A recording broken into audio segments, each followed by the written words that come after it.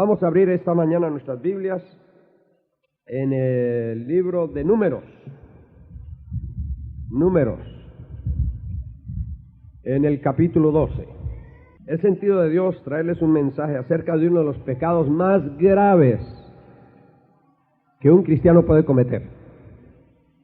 No vaya a creer que es el asesinato, no vayan a creer que es el robo. Es un pecado común en la iglesia y un pecado que muchas veces se ignora, se tolera, pero que a la postre hace mucho daño. Y ese pecado se llama murmuración. Imagínense, murmuración. Era el pecado que con más intensidad practicó el pueblo de Israel. Y que como resultado de este pecado, muchos de los israelitas no pudieron entrar a poseer la tierra prometida. Se quedaron postrados en el desierto. Cayeron bajo juicio de Dios. Sus huesos blanquearon en el desierto.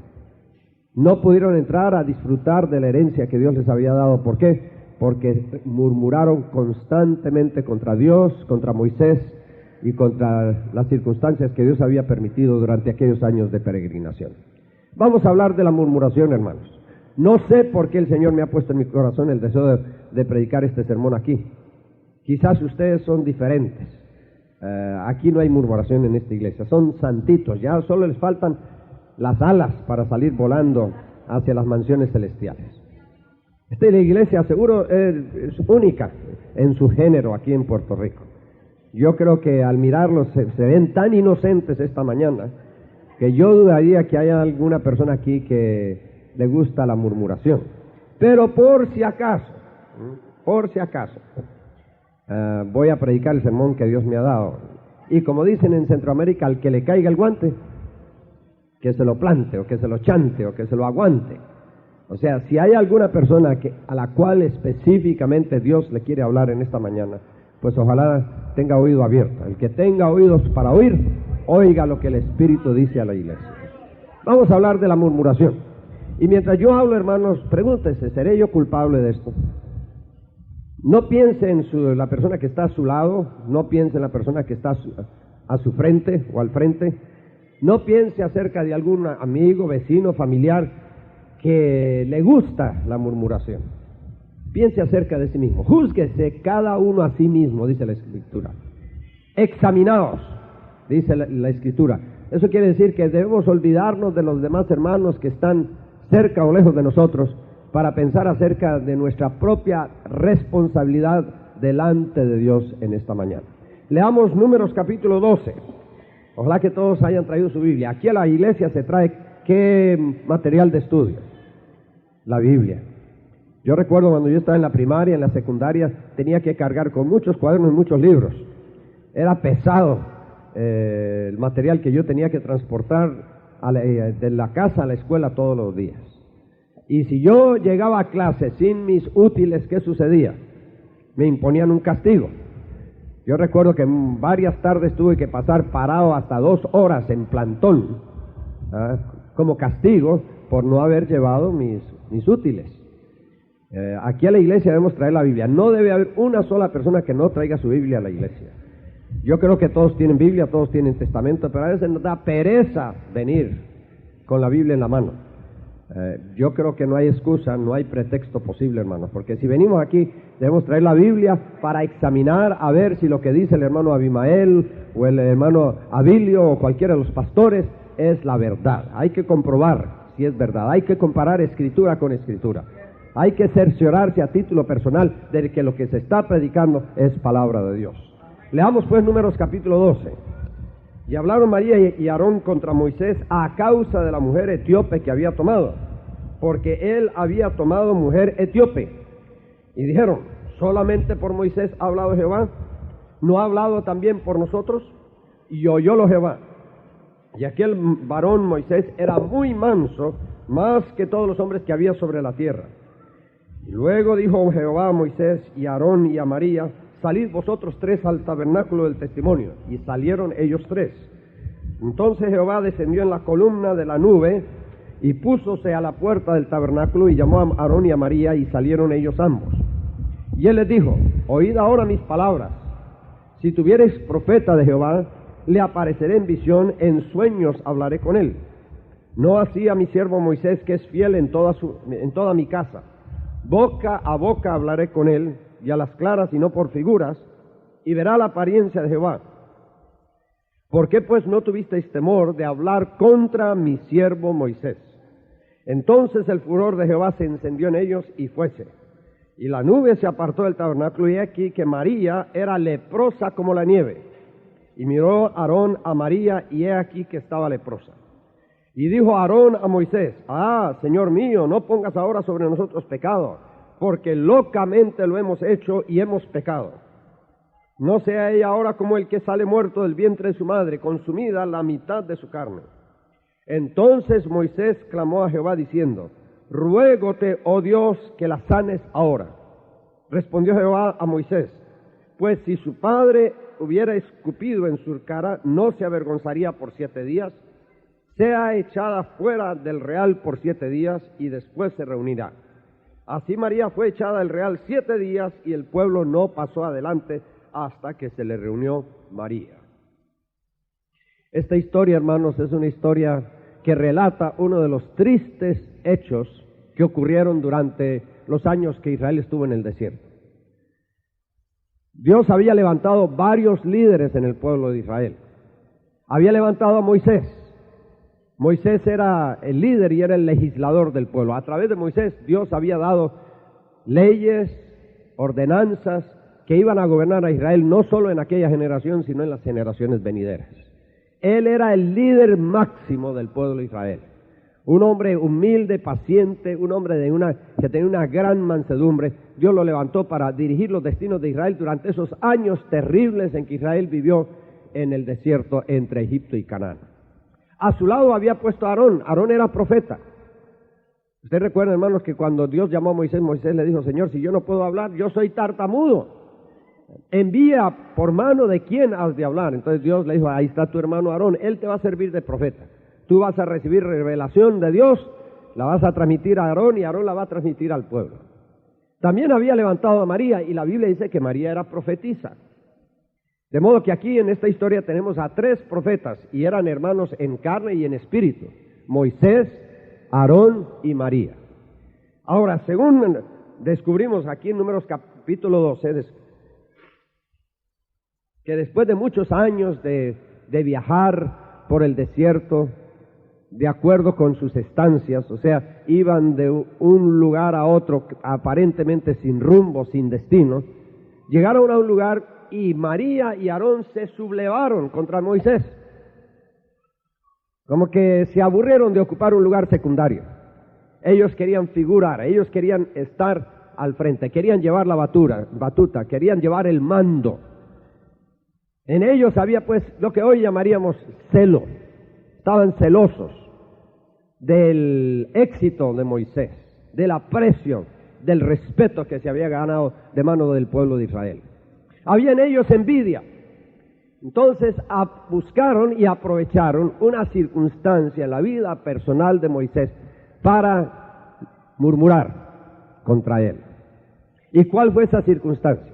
Aquí el versículo 1 y 2 lo describe. Moisés, ya avanzado de edad, tal vez con unos 105, 110 años de edad, tomó una mujer. O sea, él tomó por mujer o por esposa una mujer, y la Biblia dice que era etíope. Ahora, Moisés ya era casado. Éxodo 2, versículo 21 nos da el nombre de su esposa legítima. Su esposa se llamaba Séfora o Séfora, y era madianita, era hija del sacerdote de Madián, de Jetro. Y con esta mujer, con Séfora, Moisés había tenido 2 hijos. Pero ahora ya, después de muchos años de vivir con Séfora, no sabemos si ella murió o regresó al hogar de sus padres. Pero lo cierto es que Moisés decidió tomarse otra mujer. Y no hay tonto más tonto que un tonto viejo. ¿Mm? Este hombre, ya pocos años antes de morir, se agenció de una mujer, y para colmo de males era una mujer extranjera. Notemos, hermanos, dice la Biblia específicamente que era una mujer etíope. Eso quiere decir que era de otra nacionalidad, de otra raza, de otra religión. Muchos expositores de la Biblia han dicho que esta mujer era quizás negra como el carbón. O sea, era africana de procedencia, y no sería nada raro, nada extraño que esta mujer fuera negra. Ahora, eso escandalizó a Aarón y a María. ¿Saben por qué? Porque Dios, a través de Moisés, había prohibido este tipo de uniones. No por razones genéticas ni por razones raciales, sino por razones espirituales. Dios había dicho que los hijos de Israel no podían casarse con mujeres de tribus o de naciones extrañas. O sea, los israelitas no podían casarse con las filisteas. Los israelitas no podían casarse con las asirias. Los israelitas no tenían derecho a casarse con estas mujeres porque la tendencia era a que la mujer extranjera desviara el corazón del hombre hebreo del culto a Dios al culto de los ídolos. ¿Cuántos de ustedes han leído la historia del rey Salomón?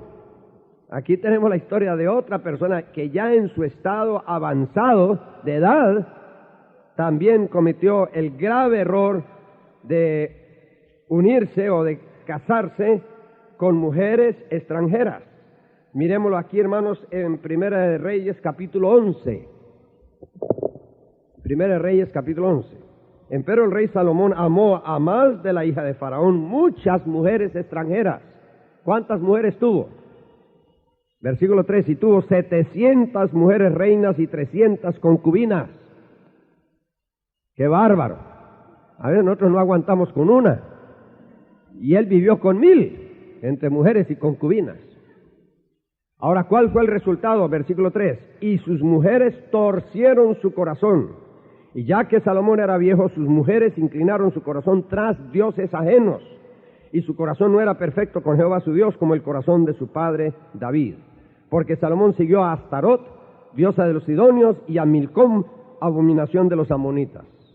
Noten, hermano, lo que sucedió. Las mujeres ejercieron una influencia maligna sobre este rey, sobre Salomón. Y desviaron su corazón, torcieron su corazón, del culto a Dios a la idolatría. Por eso es que Dios se había anticipado muchos siglos atrás a prohibir esta clase de relaciones. La Biblia dice, no os juntéis en yugo desigual con los infieles. El matrimonio entre creyentes e inconversos está prohibido en la palabra de Dios. Pero cuántas señoritas y cuántos jóvenes hoy en día se desesperan y a la primera oportunidad se casan con una persona que no profesa fe en Dios. Eso es trágico. Rara vez sale bien.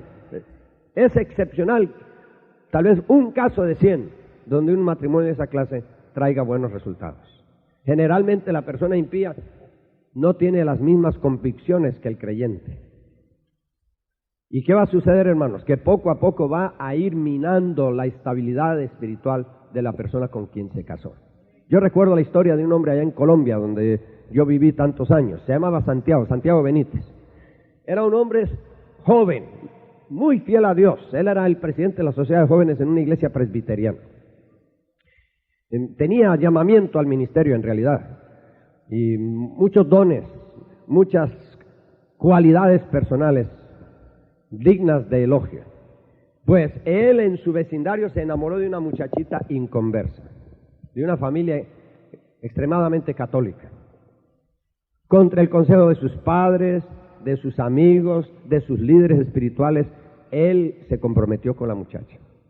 Y cuando uno le hablaba, decía, no, yo sé que esta muchacha lo voy a ganar para Cristo. ¿No ven que ella ha venido 2, 3 cultos ya?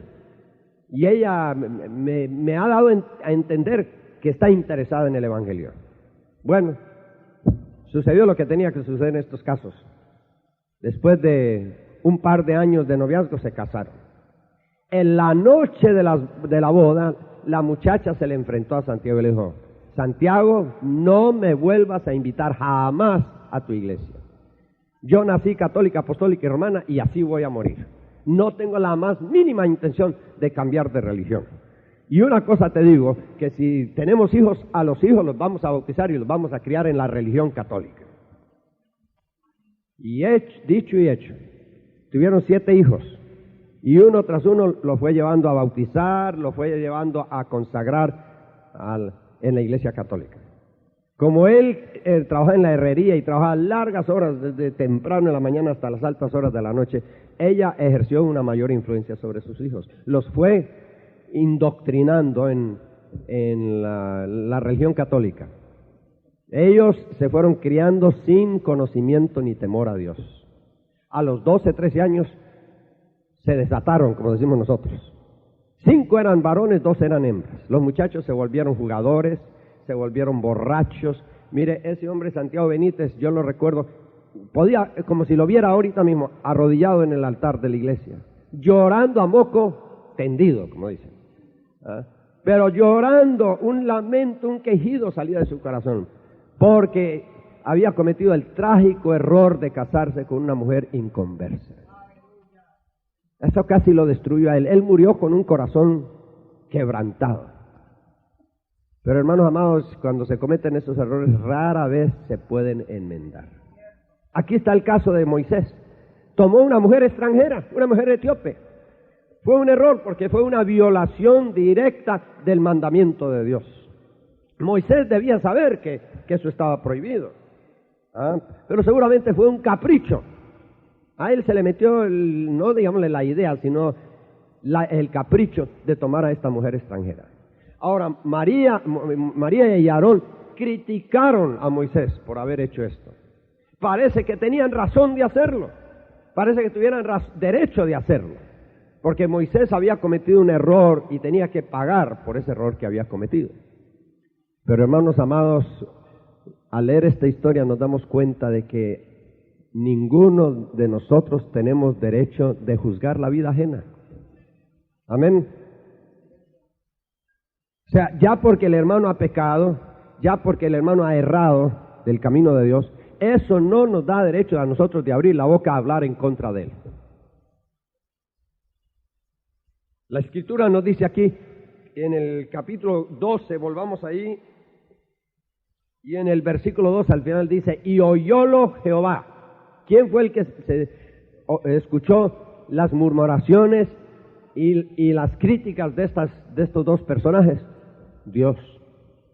Es que Moisés era siervo de Dios y él era responsable de su conducta delante de Dios. A Dios le iba a tener que dar cuenta algún día de lo que había hecho.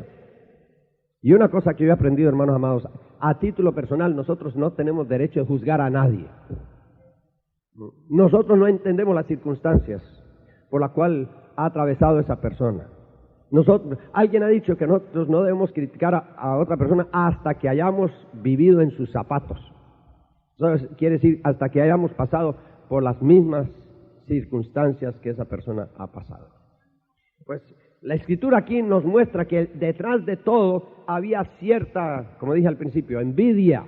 En el versículo 2 dice, solamente por Moisés ha hablado Jehová, ¿acaso no ha hablado por nosotros también? Como diciéndole, ellos aprovecharon el error de Moisés, como decimos vulgarmente, para caerle encima, para hacerlo pedazos, para criticarlo, para herirlo. Ahora, como Moisés era un hombre manso, más que todos los hombres de la tierra, él no dijo ni una palabra para defenderse. Cayó la boca. Y hermanos amados, yo creo muchas veces que cuando nosotros estamos bajo ataque, cuando hay gente en la iglesia o en la comunidad que nos está criticando, la mejor actitud es el silencio. Callar y dejar que Dios hable por nosotros. Que Él sea el que nos defienda, que Él sea el que nos justifique, que Él sea el que nos vindique. Hace algunos años, yo les conté anoche que caímos bajo ataque de una sierva de Dios que nosotros amamos y seguimos amando a pesar de que ella ya está con Cristo. Una mujer que, como pocas he encontrado yo en la vida, que haya amado y haya servido al Señor con tanta intensidad. Pero ella también se equivocó. y empezó a hablar en contra de nosotros, a escribir en contra de nosotros. ¿Y sabe lo que el Señor nos dijo? Silencio. No respondan a esas acusaciones. Porque si ustedes se defienden, van a tener que atacar a mi sierva. ¿Entienden? Si ustedes se defienden, van a tener que atacar a mi sierva. Mejor guarden silencio y yo hablaré por ustedes. Y así sucedió, hermanos. A los 2, 3 años, toda aquella ola de rumores y de chismes que se habían levantado contra nosotros desapareció. Es que el Señor nos reveló por el Espíritu un secreto. En el silencio está la victoria. En el silencio está la victoria. Jesucristo en muchas ocasiones, cuando él sufría el ataque de sus enemigos, él enmudecía y no abría su boca. Guardaba el silencio y el silencio era la mejor respuesta. ¿Sabe por qué, hermanos amados? Porque cuando uno no reacciona, le cae a sus enemigos como un balde de agua fría. Pero si uno reacciona y trata de dar explicaciones y de justificarse, de defenderse, ¿sabe lo que va a decir la gente? Tienen razón. Cuando el río suena es porque lleva piedras. Algo hay en la vida de esa persona que se ha puesto a la defensiva. Pues Moisés no dijo ni una palabra. Un silencio total ante las acusaciones de Aarón y de María. Ahora, Dios oyó, y Dios sí respondió. Y dice la Escritura que Él ordenó que los 3 se fueran a presentar ante la puerta del tabernáculo del testimonio en el desierto. Allí era donde se manifestaba la presencia visible de Dios. Él bajaba en columna de nube o en columna de fuego. Pues ya cuando Aarón y María estaban delante del tabernáculo, el Señor les habló, pero fuertemente. Les habló fuertemente. Él les hizo ver que había, aunque ellos eran profetas, entre ellos y Moisés había una gran diferencia. Dios a ellos les hablaba por medio de símiles, en visiones, en sueños, pero Dios le hablaba a Moisés boca a boca, cara a cara. Moisés fue uno de los únicos hombres en la historia que vio la figura de Dios. Dios pasó delante de él, mientras él estaba escondido como en una cueva debajo de una peña, y Moisés vio la apariencia de Dios, vio sus espaldas. ¿No sabían ustedes que Dios tiene cuerpo? Y es un cuerpo que en cierto sentido es similar al de nosotros. Nosotros fuimos hechos a la imagen, a la semejanza de Dios. De modo que Dios tiene cuerpo. Muchos de nosotros pensamos que Dios es solo como una nebulosa, sin formas. Pero no es así. Dios tiene su cuerpo y ese cuerpo puede materializarse. Dios se puede manifestar a una persona cuando Él quiere. Y una de las pocas personas que tuvieron el privilegio de ver a Dios tal y como Él es fue Moisés. Aunque no lo vio de frente, lo vio de espaldas, sin embargo Él vio a Moisés. Y nosotros no podemos decir que nosotros le hayamos visto. Yo nunca he tenido ese privilegio. Me lo imagino como Él es y trato en la imaginación de visualizar al Señor sentado en su trono alto y sublime, pero yo nunca he visto al Señor como Moisés lo vio. Bueno, la cosa fue grave. En el versículo 8 dice así: ¿por qué no tuviste temor de hablar contra mi siervo Moisés? Cuando uno habla contra otro creyente o habla en contra de otro ministro, ¿qué es lo que revela? Una ausencia total ¿de qué? De temor a Dios. Aquí no está hablando de miedo, terror, pánico, aquí está hablando de temor a Dios. Un temor reverencial a Dios, un respeto exagerado que uno debe mantener hacia Dios y hacia los que Dios ha levantado en medio de nosotros como líderes. El temor a Dios. La Biblia dice que con el temor de Dios los hombres se apartan del mal. La Biblia dice que el temor a Dios es aborrecer lo malo. ¿Sabe lo que hace el temor a Dios, hermanos? Nos sirve de freno para que nosotros no hagamos ni digamos cosas que no son convenientes. ¿Cuántos de ustedes manejan un automóvil, un carro? Levanten la mano. Ustedes saben que uno de los dispositivos más importantes en un carro es lo que nosotros llamamos frenos.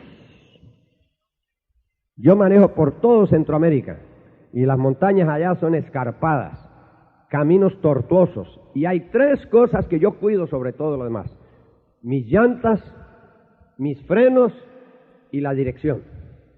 Porque yo sé que si se me estalla una llanta yo me puedo ir por un precipicio.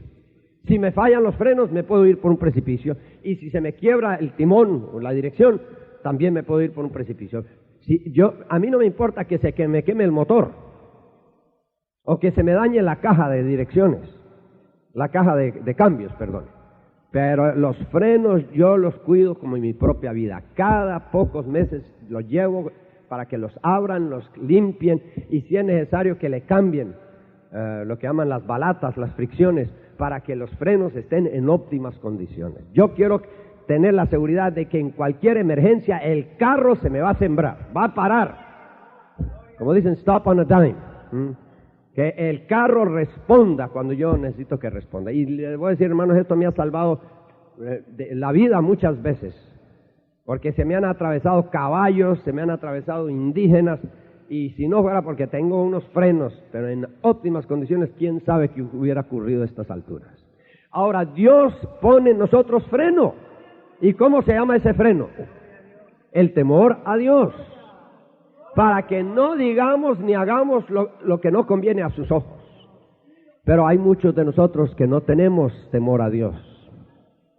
Y por eso nos atrevemos a abrir la boca para andar criticando a medio mundo.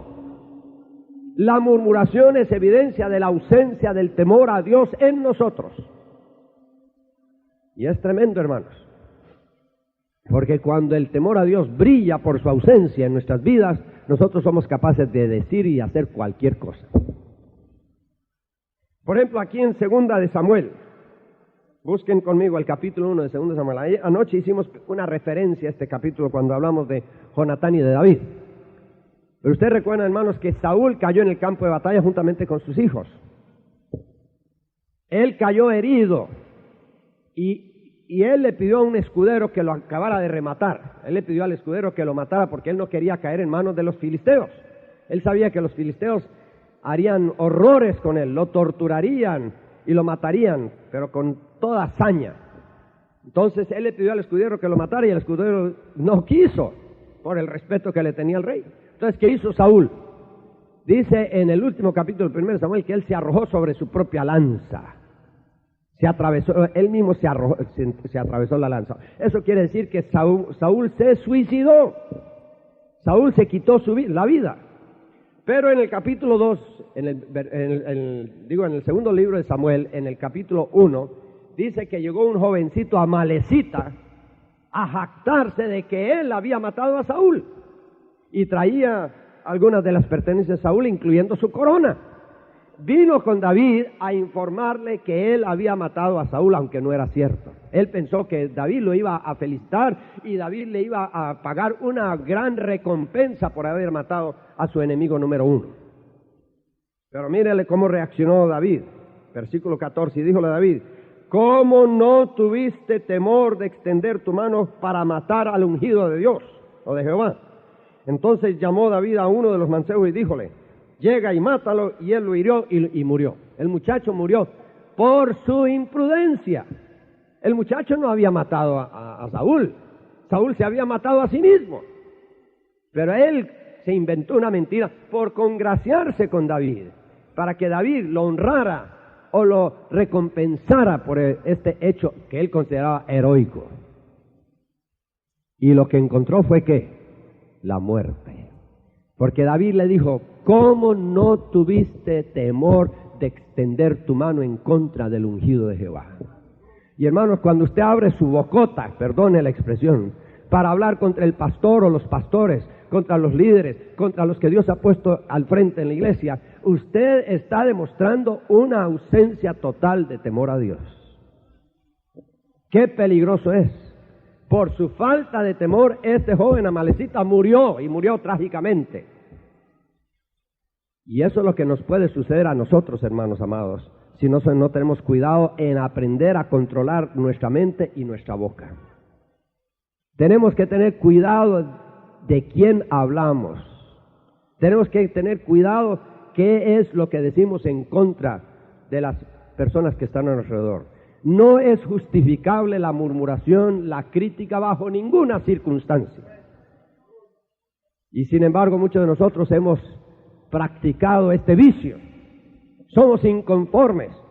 Hay una tremenda insatisfacción en nosotros. Vivimos descontentos con todo lo que nos rodea. Hablamos contra nuestro esposo, o hablamos contra nuestro padre, o hablamos contra nuestro maestro, o hablamos contra nuestro pastor, y hablamos en contra de personas sin saber que el mayor daño nos lo estamos haciendo nosotros mismos. ¿Qué sucedió? Cuando Dios reprendió a Aarón y a María, dice que él se alejó airado y María descubrió que estaba como leprosa de pies a cabeza. Ahora, ¿por qué sería que Dios castigó a María y no castigó a Aarón? ¿Será que Dios es, como dice en inglés, chauvinista o machista? Que Él tiene preferencia por los hombres, que Él alcahuetea a los hombres y no a las mujeres, que Él es más estricto y más drástico con las mujeres. No, es que María era la instigadora de esta sublevación. Aquí lo dice el capítulo 1, el versículo 1 de mismo Números 12, miren allí. ¿Qué dice? Y hablaron María en primer lugar y Aarón. O sea, María era la que había soliviantado los ánimos de Aarón para hablar en contra de Moisés. María era la instigadora. Y eso demuestra, hermanos amados, que las mujeres tienen que tener más cuidado con la murmuración que los hombres. Quizás porque ustedes han sido despreciadas, quizás porque ustedes han sido víctimas de vejámenes, quizás porque ustedes han sufrido en el hogar o en el trabajo, ustedes creen que tienen derecho de abrir la boca a hablar en contra de las personas que Dios ha puesto sobre usted en autoridad. Aunque a usted no le guste, hermanita, usted tiene cabeza. La Biblia dice que así como Dios es cabeza de Cristo y Cristo es cabeza de la iglesia, también el marido es cabeza de la mujer. Y por ser cabeza, él merece respeto, aunque usted no esté de acuerdo con lo que él haga. Su esposo puede ser un irresponsable, pero eso no le da derecho a hablar en contra de él. Su esposo puede ser un borracho, pero eso no le da derecho de hablar en contra de él. Su esposo puede ser un mujeriego, pero eso no le da derecho de hablar en contra de él.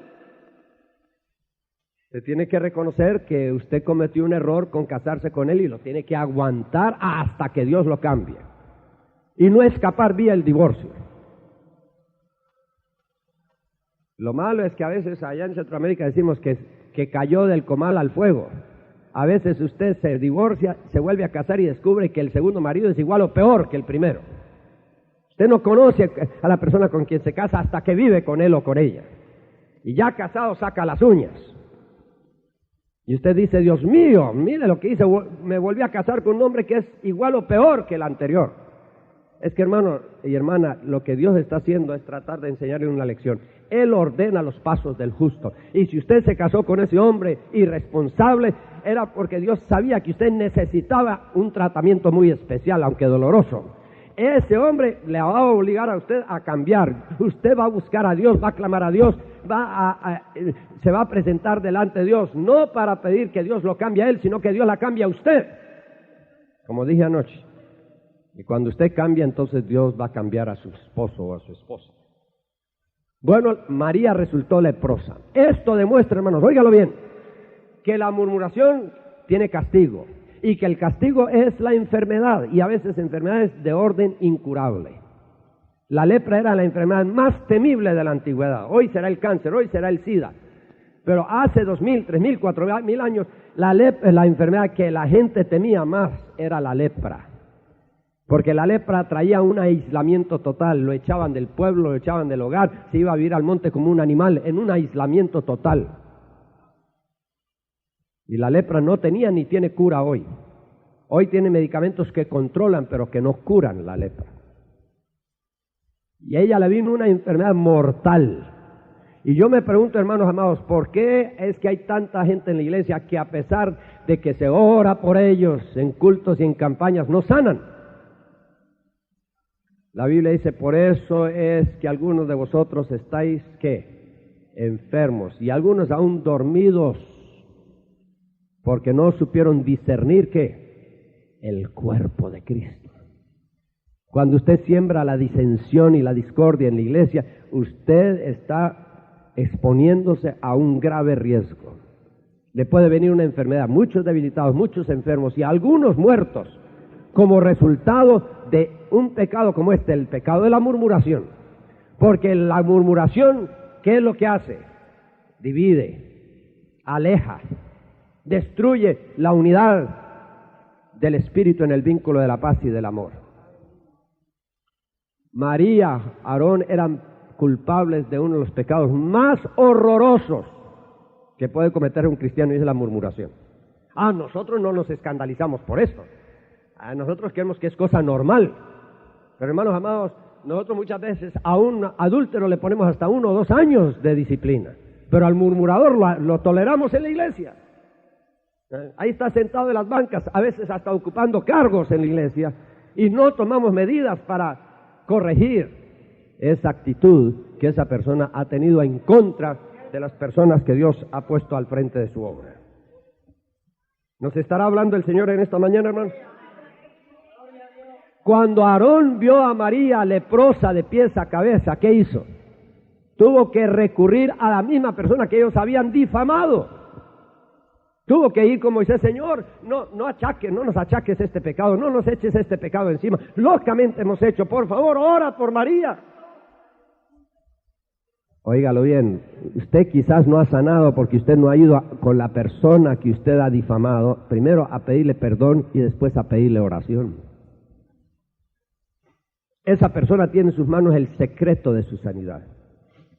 Y si usted se niega a ir con ella, a restaurar su relación con ella, a pedirle perdón y después a pedirle oración, usted va a seguir y va a morir enferma. Por eso es que nos han sucedido las grandes campañas que celebran en gimnasios, en estadios, y han orado por usted los famosos evangelistas que han pasado por Puerto Rico, y usted no sana, otros sanan, pero usted no sana. ¿Por qué?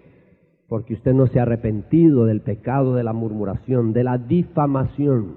Voy a orar por usted. ¿Volví a orar? Nada. 3 veces oré por ella sin ningún resultado positivo. Pues después de la tercera ocasión yo la volví a citar, pero en esa semana yo decidí que yo iba a ayunar y iba a buscar a Dios, y le decía, Señor, revélame qué está estorbando, por qué es que esta mujer no sana, qué es la causa de que esta mujer no pueda recibir sanidad de tu mano. Y el Señor me mostró que esta mujer había practicado el pecado del cual estamos hablando esta mañana, la murmuración, la difamación.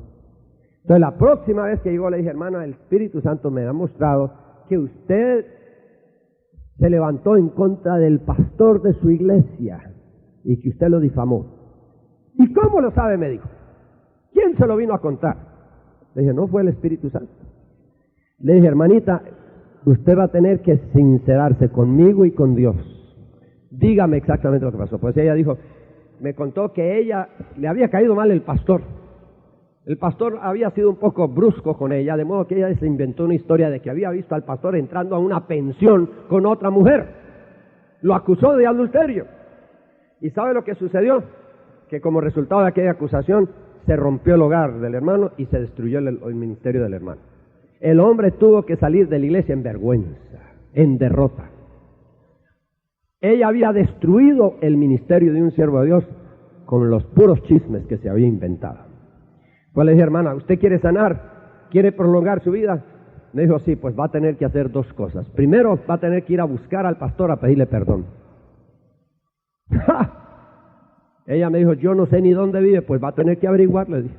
Aunque tenga que recorrer toda Guatemala, usted tiene que buscar a ese hombre y irle a pedir perdón por lo que usted hizo. Y en segundo lugar va a tener que ir a la iglesia, pararse un domingo a la mañana, en público, delante de la congregación y confesar que usted fue la culpable de haber destruido el ministerio de ese hombre. Que por culpa suya ese hombre había tenido que dejar el ministerio y que por culpa suya el hogar de ese hombre se había quebrado. Ay, hermano, ella dijo, imposible, hermano, me está pidiendo demasiado. Le dije, bueno, si usted no hace lo que el Espíritu Santo me muestra, mejor no vuelva. Quédese con su gusto, pero no venga a hacerme perder el tiempo. Yo no vuelvo a orar por usted hasta que usted no haga lo que le dije. Pasó 1 semana, 2 semanas, 3 semanas, 4 semanas y la señora no apareció. Por último, un día entró un espectro. Entró una mujer así. Parecía un cadáver. Amarilla, tenía una ictericia horrible, chupada, pero era una bolsa de huesos. Y se me acercó y me dijo, hermano, ¿se acuerda de mí? Le dije, señora, perdone, pero yo no sé quién es usted. Estaba irreconocible. Me dijo, yo soy aquella mujer, y me empezó a contar la historia. Le dije, mire hermana, ¿y usted ya obedeció a Dios? Hermano, yo me aguanté, yo no quise, mi orgullo no me dejaba, pero el dolor fue arreciando y ninguno de las medicinas, de las drogas que me dieron, me quitaba el dolor. Pasaba día y noche en vela, y por último, pues, tuve que hacerlo. Averigüé dónde estaba el pastor y lo encontré, está caído, se tiró a la bebida. Ha sido tanto su decepción y tanto su amargura que se dedicó a tomar. Pero yo fui y le pedí perdón de rodillas. Y después, el domingo siguiente, fui a la iglesia y me paré y confesé la verdad. Para asombro de todos, porque todos me habían considerado una mujer muy espiritual. Le dije, hermana, si usted ha obedecido al Espíritu Santo, Dios la va a sanar. Me la llevé al cuartito, le puse manos encima, inmediatamente se alborotó todo el infierno. Esa mujer empezó a chillar como un alma que lleva el diablo, a llorar, a gritar, a temblar, estremecida por el poder de Satanás que habitaba en ella. Eran demonios los que tenía esa mujer, que la estaban destruyendo. No era el cáncer, lo que le daba vida al cáncer era Satanás. En 15 minutos quedó libre. Y quieren saber la verdad, todavía existe la mujer. Se recuperó por completo. Todos los síntomas del cáncer desaparecieron. Ahora, ¿por qué le había sobrevenido este cáncer? ¿Por qué? Porque había hablado contra un siervo de Dios sin fundamento. Era una falsa acusación. Ella había destruido un hogar, había destruido un ministerio. Y hermanos amados, cuando nosotros abrimos la boca, no sabemos las consecuencias de lo que estamos haciendo. Echamos a andar un rumor, una bola, un chisme que puede ser altamente destructivo. Es como abrir como dicen algunos, una almohada de plumas y echarlas al aire. Uno no sabe dónde van a ir a parar esas plumas. Si usted después quiere irlas a recoger, va a ser imposible. María resultó con una lepra que le cubrió el cuerpo de pies a cabeza. Y si no hubiera sido porque Moisés estaba dispuesto a ministrarle, esa mujer hubiera muerto a corto plazo.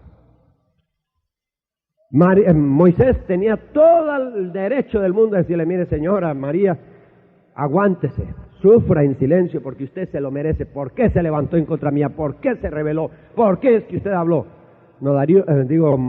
Moisés no le hizo ni un pequeño reclamo, nada. No hubo un reproche. Le ministró. Oró por ella para que fuera sana. Claro, el Señor le dio instrucciones al aislamiento, 7 días fuera del campamento. Si su padre le hubiera escupido en el rostro, tendría que pasar 7 días de fuera del campamento, pues ahora que pase 7 días en el campamento. Su pecado la perjudicó, y perjudicó a todo el pueblo, porque la Biblia dice que el pueblo de Dios no pudo pasar adelante hasta que María se reintegró. Ella fue la causa de que Israel tuviera que acampar otros 7 días en aquel lugar inhóspito, que no pudiera avanzar, que no pudiera progresar, que no podía continuar su viaje hacia la tierra de Canaán. Y eso demuestra, hermanos, que la murmuración no solo nos afecta a nosotros en lo espiritual y en lo físico, sino que también afecta a toda la iglesia. Es una carcoma, es un veneno que afecta a toda la congregación. Y si nosotros practicamos la murmuración, nosotros vamos a ser de maldición y no de bendición para la iglesia de nuestro Señor Jesucristo. Por eso, hermanos, tenemos que tener un cuidado excesivo de que esto no nos ocurra a nosotros. Romanos 1:30 habla de los murmuradores, pero ¿de dónde sale la murmuración? Si ustedes quieren buscar ahí, Romanos 1:30, sale de un corazón depravado, hermanos amados, de un corazón depravado. La Biblia en el versículo 29 dice así, en versículo 28, y como a ellos no les pareció tener a Dios en su noticia, Dios lo entregó a una mente depravada para hacer lo que no conviene, estando atestados de toda iniquidad. Miren el versículo 30, murmuradores. ¿Cómo clasifica Dios la murmuración? Como una iniquidad que nace de un corazón depravado, atestado de iniquidad. Eso demuestra, hermanos amados, que cuando nosotros murmuramos, criticamos, difamamos, estamos demostrando que nuestro corazón está podrido, porque de la abundancia del corazón, ¿qué dice? Habla la boca. Y es muy importante, hermanos, que nosotros nos limpiemos de este pecado y de todos los pecados que pudieran traer resultados tan nefastos en nuestra vida. La murmuración, hermanos, es rebelión contra Dios. Es rebelión vocalizada. La rebelión, la murmuración siempre está relacionada con la rebelión. María, Aarón debían estar sujetos a Moisés, pero se levantaron contra él y hablaron contra él. ¿Por qué? Porque no querían estar sujetos al ministerio de Moisés. No querían ser obedientes y respetuosos de un ministerio que Dios había levantado en su pueblo. Miremos algunos versículos que prueban, hermanos amados, de que la murmuración es rebelión. Números capítulo 14. ¿Todavía están conmigo, hermanos? Números 14, 27 a 29. ¿Hasta cuándo oiré esta depravada multitud que murmura contra mí? ¿Qué dije yo que era la murmuración? Una evidencia de un corazón, ¿qué? Depravado. Las querellas de los hijos de Israel que de mí se quejan. Diles, vivo yo, dice Jehová, que según habéis hablado a mis oídos, así haré yo con vosotros. En este desierto caerán vuestros cuerpos, todos vuestros contados según toda vuestra cuenta, de 20 años arriba, a los cuales habéis murmurado contra mí. ¿Ven ustedes eso, hermanos? La murmuración nace de un corazón depravado. ¿Y cuáles son las consecuencias de la murmuración? Ahí está el versículo 29. En este desierto caerán vuestros cuerpos. El murmurador vive en un desierto espiritual. ¿Y qué es lo que habla la Biblia acerca del desierto? Yo les voy a leer aquí en Deuteronomio, capítulo 8, versículo 15. Que te hizo caminar por un desierto grande y espantoso de serpientes ardientes y de escorpiones y de sed, donde ninguna agua había. ¿Cómo es un desierto, hermanos? Un lugar desolado, árido, donde no hay agua, no hay pozos de agua, no hay fuentes de agua. Un lugar de sequía, una sequedad. Y va a ser atacado de serpientes y de escorpiones. Va a ser víctima de espíritus inmundos. Los espíritus inmundos van a atacarlo y atormentarlo. ¿No se ha preguntado usted por qué es que yo no siento nada cuando voy a la iglesia? Yo veo que los demás hermanos se gozan, y que danzan y que palmean, y yo ahí parado como un témpano de hielo. ¿Saben por qué, hermanos? Porque hay pecado en sus vidas. Cuando usted peca, usted pierde la conciencia de la presencia de Dios. Dios está allí, pero usted no lo siente. La Biblia dice que no se ha cortado la mano de Jehová para salvar, ni se ha ensordecido el oído de Jehová para oír, mas vuestras iniquidades han hecho ¿qué? División. Se levanta una barrera entre usted y Dios, y aunque Dios está allí, usted no lo siente. Mire, hermano, es horrible lo que el resultado de la murmuración, porque uno vive perpetuamente en un desierto espiritual, donde no hay ni pan, donde no hay ni agua, y uno está en una inmensa soledad espiritualmente hablando. No siente uno la presencia de Dios. Es que las murmuraciones que nosotros pronunciamos en contra de las personas que están en autoridad sobre nosotros, Dios las toma a título personal. Miremos el libro de Éxodo. Éxodo capítulo 16. Éxodo capítulo 16. Y a la mañana veréis la gloria de Jehová, porque Él ha oído vuestras murmuraciones contra Jehová, que nosotros, ¿qué somos para que vosotros murmuréis contra nosotros? En el versículo 2 dice que toda la congregación de los hijos de Israel murmuró contra Moisés y Aarón, pero esa murmuración no estaba dirigida contra Moisés y Aarón. ¿Contra quién estaba dirigida? Contra Dios, que había creado las circunstancias en que ellos vivían. Moisés y Aarón no eran culpables de estar en ese desierto. Dios los había llevado a ese desierto para tratar con ellos. Y hermana y hermano, las circunstancias en que usted vive son ordenadas o permitidas por Dios, buenas o malas. Y cuando usted murmura contra su circunstancia y vive en un descontento continuo, y habla mal de su esposo, o de su patrón, o de su pastor, o de cualquier persona que está en autoridad sobre usted, usted está murmurando contra Dios. Y Dios va a oír esa murmuración y va a tener que tomar las medidas del caso para corregir lo que usted ha hecho. ¿Ven ustedes las consecuencias de la murmuración? Vamos a buscar otro pasaje aquí en el mismo libro de Números, hermanos.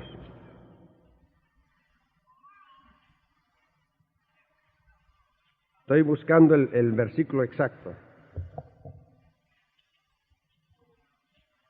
Aquí en Números 20, no, ese no es, Números 21. Hay muchos casos aquí, yo estoy buscando uno solo. Versículo 4, y habló el pueblo contra Dios y Moisés. Nuevamente, ahí está la murmuración, la queja. ¿Por qué nos hiciste subir de Egipto para que muramos en este desierto? ¿Por qué? ¿Por qué? ¿Por qué? Y usted, esa es una pregunta que usted debe eliminar de su vocabulario. No diga, Señor, ¿por qué? ¿Por qué me está ocurriendo esto? Le está ocurriendo porque usted se la buscó. ¿Ah? Dios no es el culpable de lo que le sucede a usted. Dios lo permite. O sea, usted está cosechando lo que sembró. Y ellos dicen, ¿por qué? ¿Por qué? ¿Por qué? Que ni hay pan ni agua y nuestra alma tiene fastidio, aburrimiento, tedio de este pan tan liviano. Y Jehová envió entre el pueblo serpientes ardientes que mordían al pueblo y murió mucho pueblo de Israel. Jehová envió serpientes, juicio. ¿Qué trae la murmuración? Juicio. ¿Y cuáles son los instrumentos del juicio de Dios? Las serpientes. ¿Y quiénes son las serpientes? Los demonios. Y fue lanzado fuera aquel gran dragón, la serpiente antigua que se llama Diablo y Satanás. Satanás y sus demonios le van a atacar, hermanos, si usted practica la murmuración. Así es. Quizás a algunos de esta mañana no les gusta el mensaje, que yo les diera un mensaje de consolación, ¿ah? Que los excitara, que los animara. Pero hermanos amados, nosotros necesitamos corrección muchas veces. Porque si nosotros estuviéramos bien viviendo conforme a las ordenanzas de Dios, no estaríamos experimentando y sufriendo lo que nos está sucediendo actualmente. La murmuración. Busquemos otros pasajes, hermanos. 1 Corintios 10:10. Esta mañana les estoy dando más que un mensaje, un estudio. 1 Corintios 10:10. Leamos 9 y 10. Ni tentemos a Cristo, como también algunos de ellos le tentaron y perecieron por las serpientes. Ni murmuréis como algunos de ellos murmuraron y perecieron por el destructor. ¿Quién es el destructor? El ladrón solo vino a matar, hurtar, matar y destruir. ¿Quién es el destructor? Satanás. Y cuando usted murmura, usted también va a perecer por el destructor. Porque cuando usted murmura, usted está tentando a Dios. Tentando a Dios. Y esa palabra tentar significa provocando a Dios a ira. Provocando a Dios. Y tenemos que tener mucho cuidado, hermanos. Por eso es tan importante que empecemos a ejercer dominio propio. Que controlemos este pequeño miembro que es nuestro principal enemigo. Que no le demos rienda suelta a nuestra carne y a nuestra lengua para decir y hacer cosas que más tarde vamos a lamentar. Busquemos otros pasajes. Salmo 106. Salmo 106. ¿Cuántos estarían dispuestos esta mañana a confesar que han sido culpables de la murmuración? Levanten sus manos. ¿No me ven la mano levantada, hermanos? ¿Ah? Yo he murmurado. Y usted también ha murmurado. Y si no levanta la mano es porque es un mentiroso o un hipócrita. Porque no hay una sola persona en este edificio esta mañana que no haya murmurado en alguna ocasión contra su padre, contra su novia, contra su esposa, contra su patrón, contra su pastor, aún contra las autoridades civiles que Dios ha puesto aquí en esta isla. ¿No le parece el gobierno? Habla mal del gobernador, habla mal del sistema. Esa es murmuración. Salmo 106. Yo creo que en los demás cultos va a haber poca gente, hermano Abimael.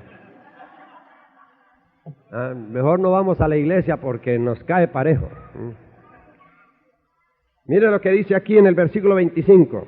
Antes murmuraron en sus tiendas y no oyeron la voz de Jehová, por lo cual alzó su mano a ellos en orden a postrarlos en el desierto y humillar su simiente entre las gentes y esparcirlos por las tierras. Vieron, hermanos, que la murmuración nos afecta a nosotros y a nuestros descendientes. El pecado de los padres sobre los hijos hasta la tercera y cuarta generación. Dice, a humillar su simiente entre las gentes. Hay juicios sobre familias enteras. Hay familias que viven bajo maldición de Dios. No levantan cabeza, no prosperan, no avanzan. Es una ruina total en la familia, por generaciones. ¿Y no podría ser la murmuración la causa? Ahí están las consecuencias, son tremendas, porque la murmuración nuestra afecta a la familia, y afecta a la iglesia, y afecta a todo el mundo con los cuales nosotros tenemos algún tipo de relación. Vamos a Números, capítulo 20. Nuevamente, el hermano Abimael no me dijo hasta qué hora podía enseñar. ¿Tengo por lo menos una hora más, hermano? ¿O qué está pasando? El almuerzo está esperando, ¿no? Le está haciendo cosquillitas el gusanito que tiene por ahí adentro, ¿eh? Bueno, Números 20, versículo 2. Y como no hubiese agua para la congregación, juntáronse contra Moisés y Aarón, y regañó o murmuró el pueblo con Moisés, y hablaron diciendo: ojalá que nosotros hubiéramos muerto cuando perecieron nuestros hermanos delante de Jehová. Versículo 5, ¿y por qué nos has hecho subir de Egipto? Versículo 10, y juntaron Moisés y Aarón la congregación delante de la peña, y díjoles: oíd ahora, rebeldes. La Biblia en el versículo 2, 3, 4, 5 dice que habían murmurado, pero en el versículo 10 Moisés va al grano. ¿Qué les dijo? ¿Que ellos eran qué? Unos rebeldes. De modo que la murmuración es evidencia de una rebelión en el corazón. Deuteronomio capítulo 1. Yo les quiero hablar un poquito de la rebelión esta mañana, porque la murmuración es un síntoma de algo peor. ¿Ah? La rebelión es la expresión de algo que hay en nuestros corazones que se llama rebelión en contra de Dios. Deuteronomio 1, 26 y 27. Empero no quisiste subir. Antes fuisteis rebeldes al dicho de Jehová vuestro Dios y murmurasteis en vuestras tiendas. ¿Por qué murmuraron? Porque eran rebeldes. Amén. Porque eran rebeldes. O sea, la rebelión muchas veces se manifiesta a través de la murmuración. Cuando usted es rebelde contra su esposo, usted habla pestes de él. Usted no lo honra, no lo respeta, sino que anda hablando por ahí en las vecindades acerca de su esposo. Y ese es un acto de rebelión, de insubordinación en contra de la autoridad constituida por Dios en el hogar. Y yo, perdone, hermanitas, yo no estoy predicando en contra de las mujeres, pero yo he encontrado que la mujer puertorriqueña es bastante rebelde, tiene un carácter fuerte, un carácter recio, y no se sujeta muy fácil a su marido, especialmente si tiene una mejor educación o uno tiene una mejor posición.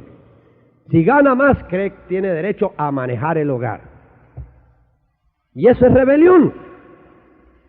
Y esa rebelión trae consecuencias, pero lastimeras, hermanos.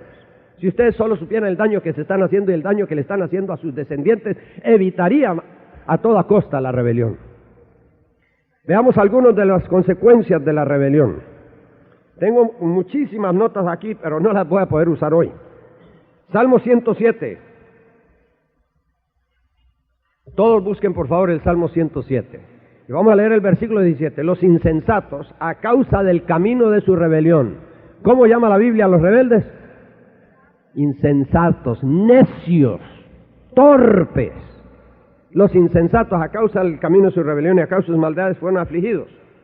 Su alma abominó toda vianda y llegaron hasta las puertas de la muerte. ¿Cuándo pierde uno el apetito? Cuando está enfermo. Allá en Guatemala decimos que mientras el enfermo come hay esperanza.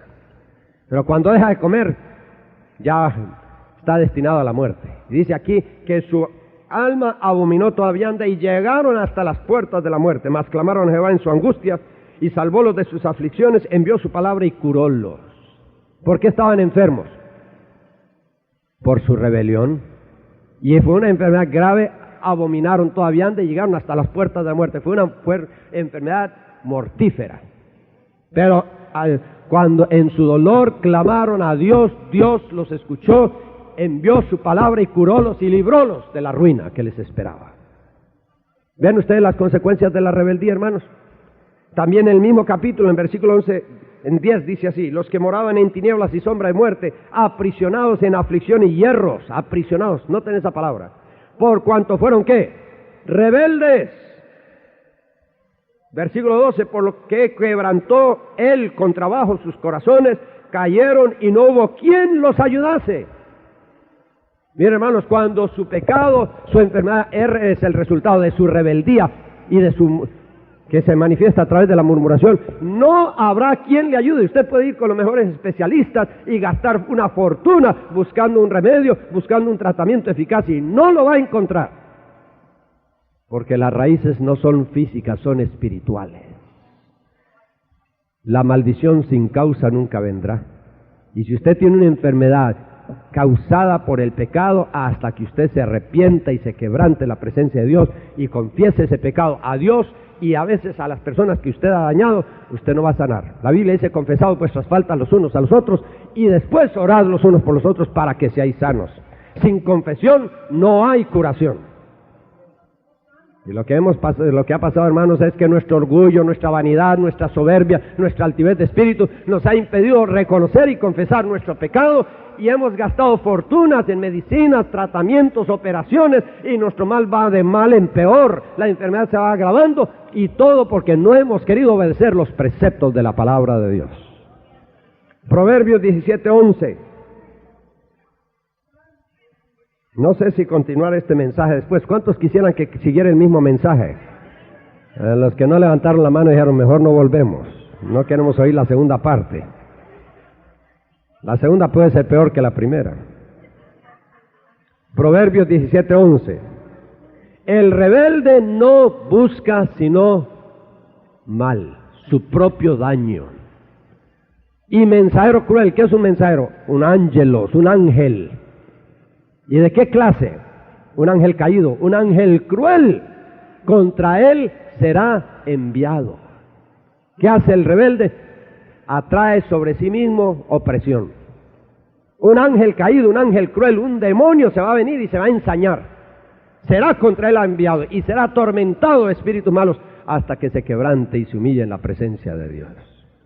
¿Quiere usted ser víctima de los demonios? Siga murmurando. Si todavía no ha sucedido lo que pudiera suceder, es porque Dios ha sido misericordioso. Pero la Biblia dice: mi espíritu no contenderá para siempre. Llegará el día en que Dios tendrá que tomar medidas drásticas por amor a su alma. Y vendrá la pobreza, y vendrá la enfermedad, y vendrá la desolación, porque usted se ha atrevido a levantar la mano y abrir la boca en contra de un siervo de Dios o de un hermano en Cristo, a quien usted debía haber respetado. Isaías 63.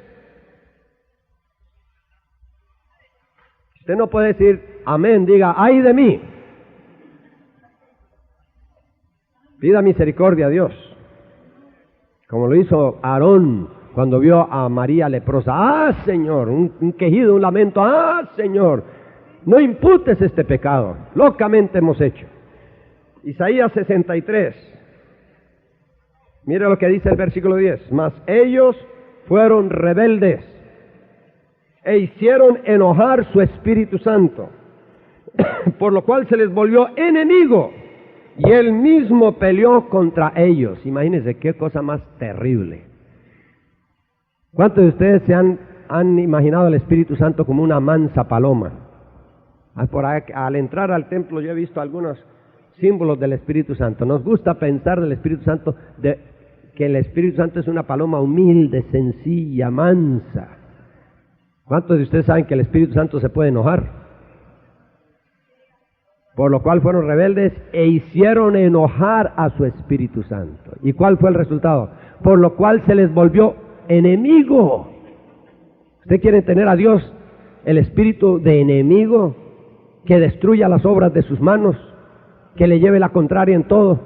Mire, hermano, yo quiero tener a Dios en mi favor y no en contra mía. Yo quiero que Dios me favorezca, no que me combata. Y la Biblia dice aquí: hicieron enojar a su Espíritu Santo, por lo cual se les volvió enemigo. ¿E hizo qué? Que el Espíritu se les volviera enemigo. ¿Y qué más? Y él mismo peleó, no con ellos, sino contra ellos. Dios le llevará la contraria. Y usted no va a levantar cabeza. Mire, hermano, no se va a superar. Usted luche y luche y todo le sale mal. Esas son las consecuencias de su murmuración y de su rebelión, porque la murmuración y la rebelión son una misma cosa. La rebelión es interna, la murmuración es externa. La rebelión es madre de la murmuración. Amén, mis hermanos. ¿Cómo están de calladitos? Mejor que estén pensativos. No vayan a creer, hermanos, que la murmuración solo se practicó en el pueblo de Israel. Les voy a dar un versículo aquí, en unos 2, 3 versículos más y vamos a terminar. Juan, a ver si cumplo mi palabra. Juan capítulo 6. Juan capítulo 6. Y en el versículo 60, 6:60 de San Juan. Y muchos de sus discípulos, Jesucristo tenía una gran compañía de discípulos. No vayan a creer que Jesucristo solo tuvo 12 o tuvo 70. La Biblia dice que había una multitud de personas que le seguían por doquier. Y dice, y muchos de sus discípulos oyendo dijeron lo que algunos de ustedes están pensando esta mañana. Dura es esta palabra. ¿Eh? Dura es esta palabra. Es que el hermano vino con un leño a darnos por toda la torre. Vino a repartir leño. Hermano, yo solo les he predicado la palabra, les he predicado un mensaje que muchas veces uno como pastor no se atreve a predicar por miedo de que se vaya la gente de la iglesia. Es que a un visitante le aguantan más que al pastor local. Al visitante dice, bueno, él está aquí 2, 3 días y se va y nosotros volvemos a nuestras malas costumbres y no hay quien nos corrija. Volvemos a nuestras mañas, porque murmurar es una maña, una manía. Y muchos de sus discípulos oyéndolo dijeron, dura esta palabra, ¿quién la puede oír o quién la puede aguantar? Ahora versículo 61. Y sabiendo Jesús en sí mismo que sus discípulos, ¿qué? Murmuraban. Murmuraban de esto, díjoles, ¿esto os escandaliza? Ahora vean las consecuencias de la murmuración, versículo 66. Desde esto muchos de sus discípulos volvieron atrás y ya no andaban con él. Se fueron, como algunos quizás se sientan tentados de irse de la iglesia. Es que ese hermano Abimael, ¿para qué invitó a ese Norman? Hubiera tenido más discernimiento. Trajo desde Guatemala a un predicador para que nos dijera nuestras verdades. Mejor nos vamos de la iglesia, vamos a buscar una iglesia donde solamente nos soben la leva, donde nos hablen bellezas, que nos hablen de la fe y de la prosperidad, que nos hablen de todos los beneficios del evangelio, pero no de los deberes y de las responsabilidades que Dios nos impone. Se volvieron atrás y ya no le siguieron. Si usted persiste en murmurar, ¿qué va a suceder? Se va a ir de la iglesia y ya no va a seguir a Cristo.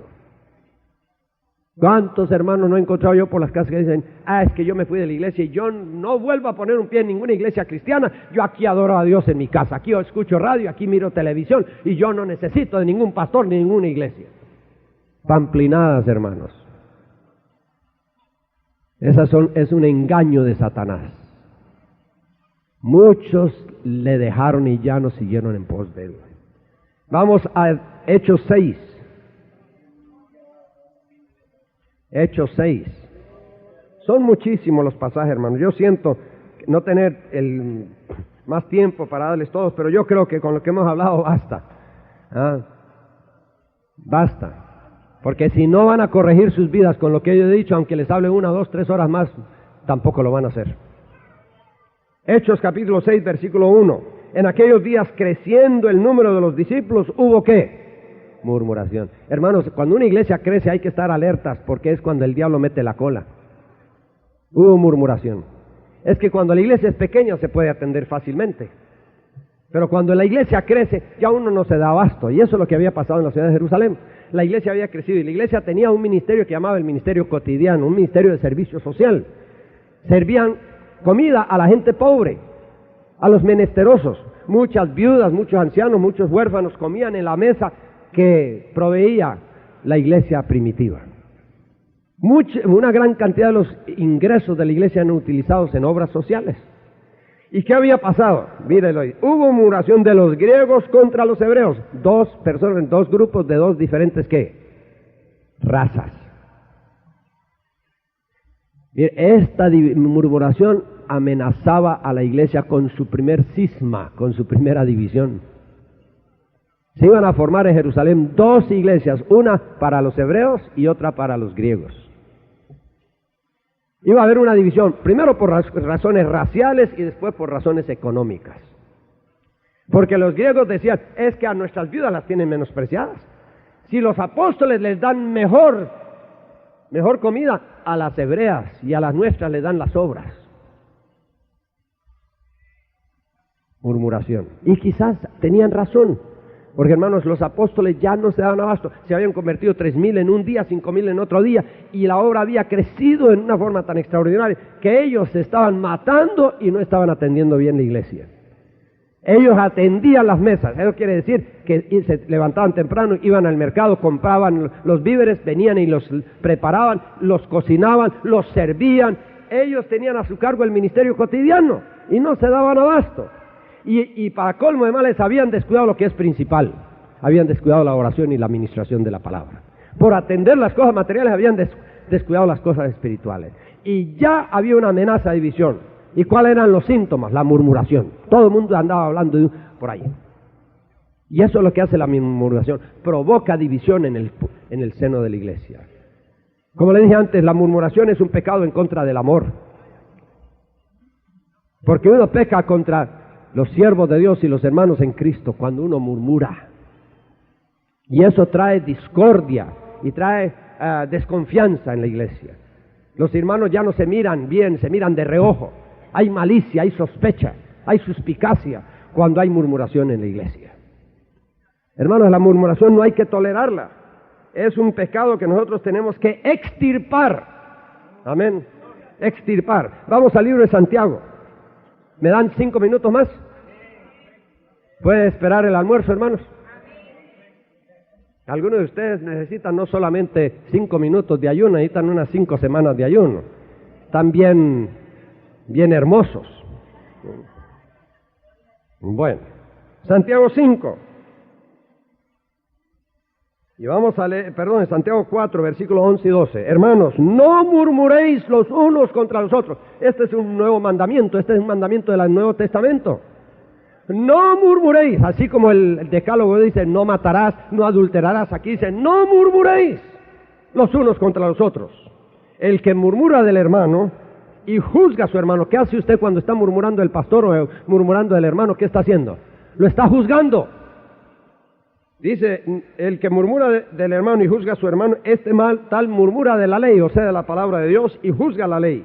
Pero si tú juzgas a la ley, no eres guardador de la ley, sino juez. Uno es el dador de la ley que puede salvar y perder. ¿Quién eres tú que juzgas a otro? ¿Qué te crees? ¿Te crees mejor que él? ¿Más espiritual? ¿Más fervoroso? ¿Que te atreves a abrir la boca para murmurar del hermano? Cuando murmuras estás juzgando, estás sometiendo a esa persona a juicio. Tú no eres hacedor de la ley, eres juez. Y la Biblia dice que solo hay un juez de vivos y de muertos. Nosotros no hemos sido nombrados jueces. ¿Se acuerdan cuando unos hermanos vinieron a pedirle a Cristo que sirviera de mediador? Había una disputa sobre herencia y Cristo le dijo, ¿y quién me ha nombrado a mí juez o partidor entre vosotros? Y esa debe ser nuestra actitud cuando los hermanos vienen y quieren contarnos cosas que no conviene saberlas. Dígale, hermano, yo no quiero saber eso porque me va a hacer daño, me va a perjudicar, me va a dañar. Usted quiere que yo sea juez en algo que a mí no me concierne. Calle la boca. Por favor, retírese. Llévese sus chismes y sus rumores a otras partes. Hay que ser drásticos. La Biblia dice que el rostro airado aleja al detractor o al murmurador. Cuando uno se enoja, se van con la cola entre las patas. Se van y no vienen a molestar más. Pero si uno lo recibe, está ahí, tragándose toda esa basura. El hermano seguirá viniendo y viniendo porque usted lo alienta en sus malévolos propósitos. Al murmurar, ¿qué estamos haciendo? Estamos juzgando. Y hermanos, nosotros no hemos sido llamados a ser jueces. Leamos tres versículos. Yo le dije que ya ve que no cumplí mi palabra, hermano.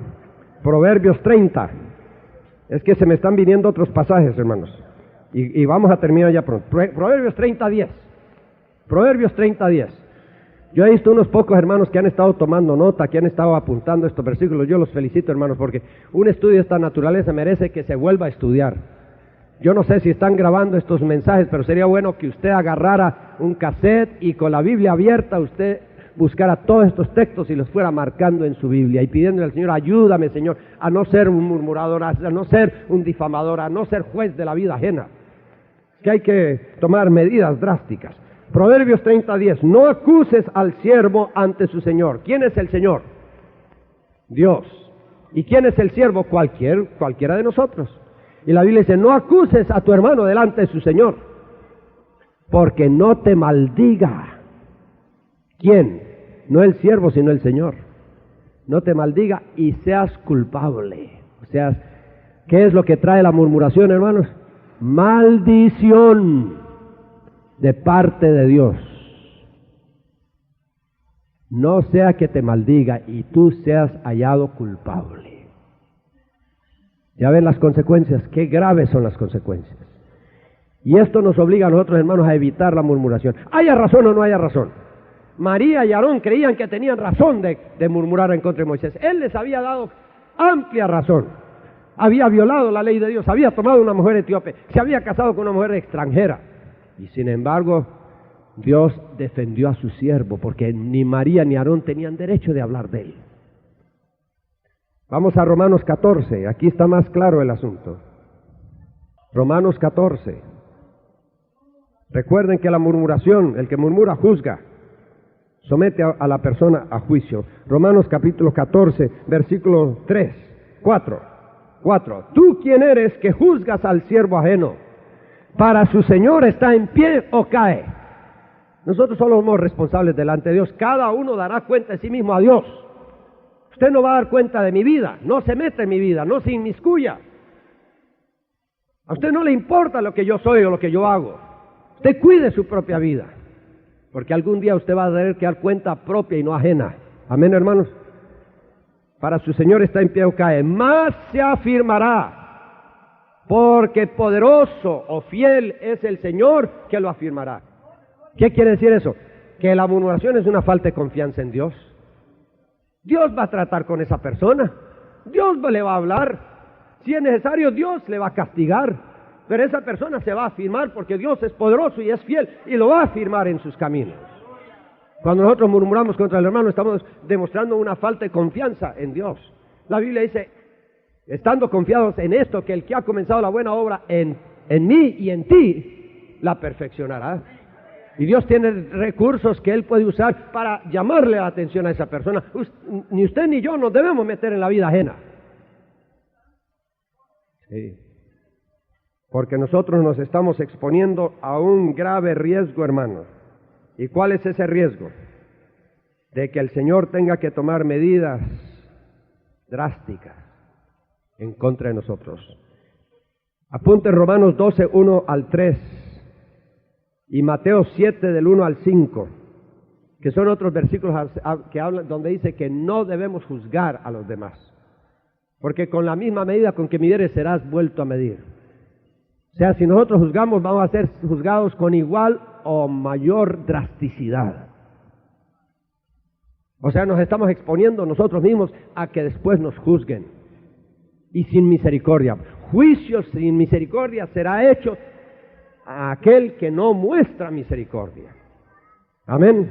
Juicio sin misericordia será mostrado a aquel que no ha sabido tener misericordia de los hermanos cuando ellos erran o pecan. Eso está en Santiago 2:13. Tengamos cuidado, hermanos. La murmuración es una demostración de falta de misericordia, de falta de compasión, de falta de amor hacia los hermanos. Y nosotros no debemos arriesgarnos a una cosa que puede traer consecuencias temporales y eternas, que nos puede perjudicar a nosotros y a nuestros descendientes, que puede ser daño en la familia, daño en la iglesia, que puede provocar un cisma, una división, que puede separar a los mejores amigos. La Biblia dice que el chisme separa a los mejores amigos. Y nosotros con murmuraciones estamos atentando contra la unidad del cuerpo de Cristo Jesús. Es un pecado en contra del amor que Dios quiere derramar en medio de su pueblo. Por eso yo sentí de Dios compartir este mensaje esta mañana, porque el tema es la unión, unidos en amor. Pero una iglesia donde hay murmuración y donde hay crítica, donde hay difamación y donde los hermanos se juzgan los unos a los otros, no puede ser una iglesia donde hay amor, mucho menos unidad. Amén. Ahora yo creo que todos, o muchos por lo menos, hemos sido sinceros en decir que hemos sido culpables de este pecado. Amén. ¿Y qué debemos hacer si el Señor nos redarguye de pecado? confesar. El que esconde su pecado no prosperará, más el que lo confiesa y además de eso, ¿qué? Se aparta, de él hallará misericordia. Usted tiene que confesar su pecado y tomar la determinación de no volverlo a hacer. Y cuando usted sienta deseo de hablarle al hermano, muérdase la lengua hasta que le salga sangre. Rechine los dientes, haga cualquier cosa, pero no hable del hermano, no hable del pastor, no hable de las personas que Dios ha puesto en autoridad.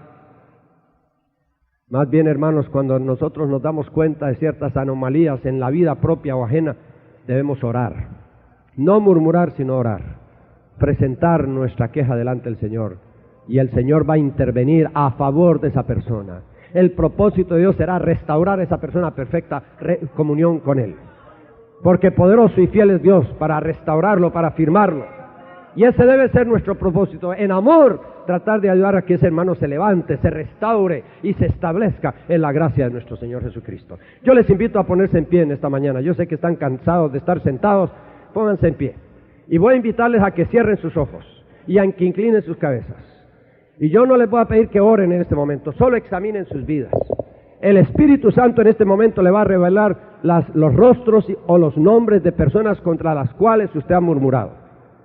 Podía ser su papá, su mamá. Podía ser su esposo o su esposa. Podía ser algún maestro que ha tenido en la escuela. Un patrón, un vecino. Podía ser el pastor de la iglesia o alguno de los líderes. Podría ser el gobernador. O podía ser algún alto funcionario del gobierno estatal o nacional. Sí, el Señor le va a mostrar nombres, rostros de personas que usted ha dañado con su lengua. Ahora pídale al Señor que le dé gracia y que le dé valor para ir con esas personas, si es necesario, a pedirles perdón. Si ellos no están disponibles, llámelos por teléfono o escríbales una carta. Pero lo importante es que usted pida perdón. Eso le va a limpiar el alma de toda contaminación. Va a ser un baño interno, un baño fresco que usted se va a dar. Si usted visita a esa persona, llama a esa persona, le escribe una carta pidiéndole perdón por haber hablado mal contra ella. Algunos de ustedes al volver a la casa van a tener que pedirle perdón a sus padres o a sus hijos. Van a tener que pedirle perdón a su esposo o a su esposa. Ese es el precio